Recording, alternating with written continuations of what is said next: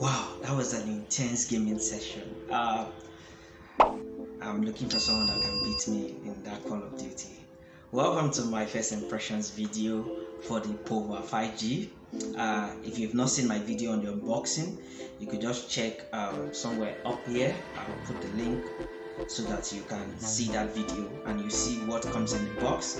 And this is my first impressions video. What do I think about the device? As you can see, I just finished playing a very tedious game. But before I get to the game, I'll take the game later in the video. But before I get to the game, just let me talk about the things I noticed, the noticeable changes and improvements and the compromise and the trades. Let's get to it.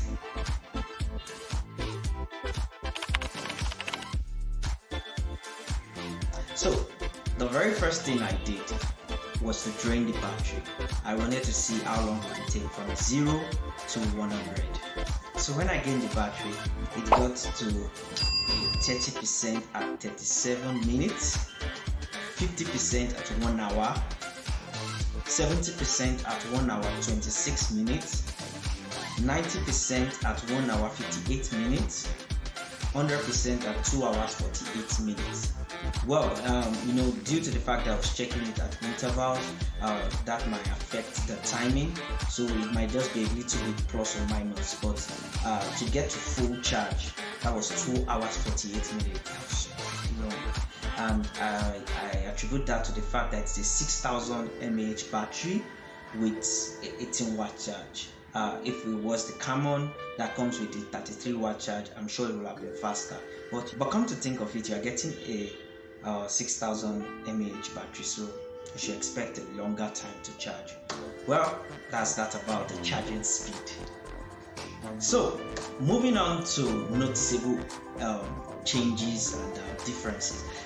Because this device is based on iOS 8.0 and I did 2 videos highlighting 20 things that you can find on iOS 8.0. So if you have not seen that video, make sure you check it. I'll leave the link somewhere up here, and so you check it so you understand iOS 8.0. There's no point repeating them again because most of them are still coming out here. But what are the things that are different? First things first, when you go to the settings and you go to the network space, you see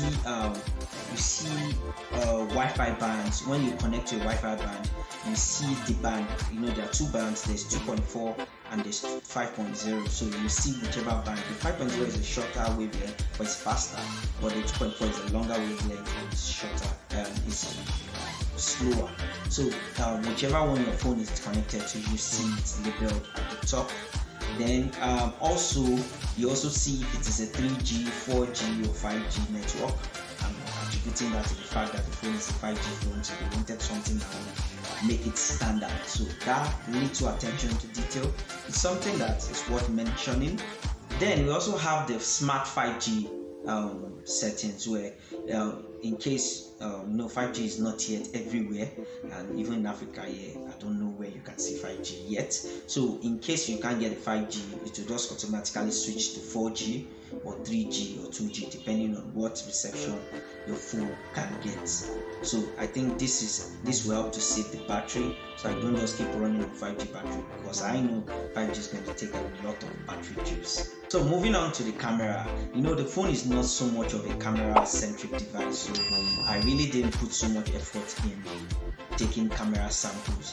But when you get to the camera, you see that it supports 4K. This is one major edge over the Canon 18 Premier. But it supports 4K and it has 1080p in 30 frames per second and 60 frames per second. I think that's laudable, so you can record your 4K videos on the device without having any fear of any issue. Then also you can now adjust your picture size. It was in previous devices, but it was missing on the Canon 18, and I even think I'm not sure of the Canon 16, but it was missing on the Canon 18. So that feature has been restored back. Probably people talked about it and it has been restored back. So it's a good one. You can choose whatever picture size you want to take before you take it, so you're not restricted to one picture size. Then also one other feature that it was advertised that dual flash for the front flash. I guess someone didn't get the memo. It's just one flash at the front.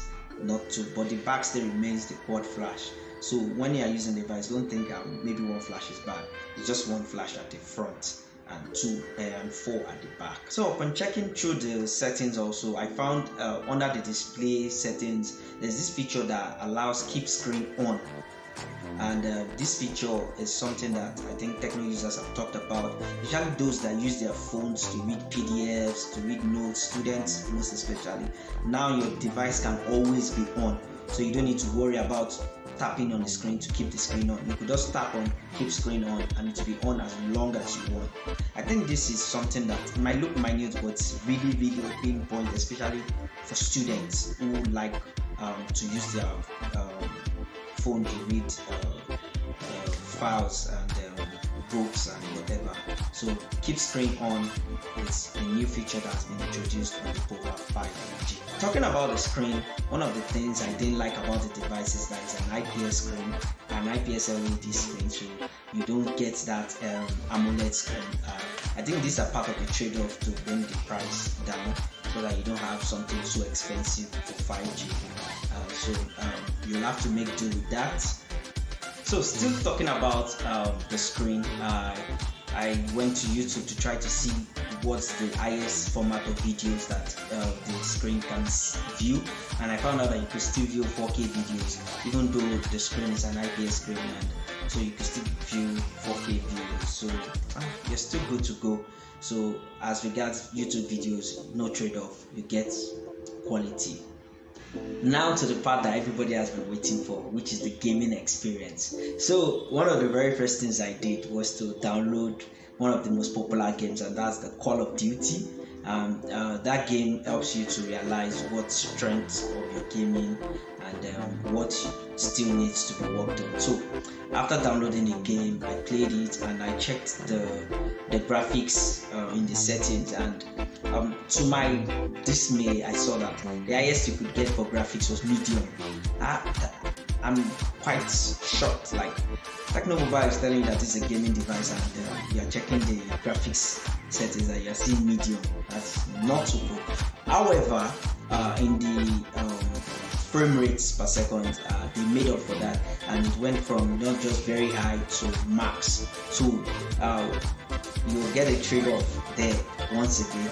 So instead of higher graphics, you get higher frame rates, and if you max out the frame rates, it reduces the quality of the graphics to low. So I still feel Techno Mobile can work on the optimization of the device so that it will allow more higher graphics quality, and the frame rate is okay, it's fine, but just that graphics quality. Although when you play the game, as you can see in the game I played, there was no lag, but we want something better. When we can get something better, why should we settle for less? So I think that's all. I didn't get the chance to play other games because I still had other things I still needed to do. So that's all I can say about the new device, the Pova 5G. If you like it, the recommended retail price in Nigeria is around 147,000 naira. So probably in the international market it might be cheaper or might be more expensive depending on the export duties and the likes that determine the factors that determine the pricing. So thanks for watching this video, and if you have not subscribed to my channel, I think you should do that now. I'm a new guy, just trying to give you better reviews and give you something that you look forward to. So thanks for those that have been watching my previous videos. If you have not seen any of my video, I think now is the time for you to go and search for my videos. So I'll be making many more videos, not just phones, texts, apps, anything, as long as it requires electricity to start. I will make reviews on it and I'll give my candid opinion about it. So thanks for watching. Till I come your way next time, peace out.